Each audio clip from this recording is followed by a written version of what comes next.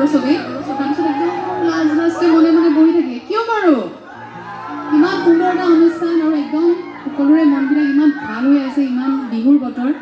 সকলোৱে ফূৰ্তি কৰিব লাগে হয়নে নহয় বঢ়িয়া ইমান ধুনীয়া এখন মঞ্চ উদ্যোক্তাসকলে ইমান কষ্ট কৰি অনুষ্ঠানটো আয়োজন কৰিছে গতিকে সকলোৱে বঢ়িয়াকৈ ফূৰ্তি কৰিলে ভাল লাগিব এই গীতটি অকণমান বেলেগকৈ গাম আজি মই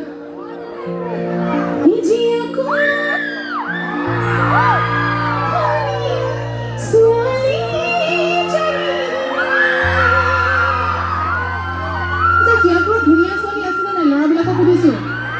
আছেনে একদম এনেকৈ কৈছে নাই আছেনে নাই নাই এইফালে কি কয় ল'ৰাবিলাকে জীয়াপুৰত ধুনীয়া ছোৱালী আছেনে নাই নাই একদম মিছা কথা বিৰাট ধুনীয়া ধুনীয়া ছোৱালী বহি আছে মই দেখিছোঁ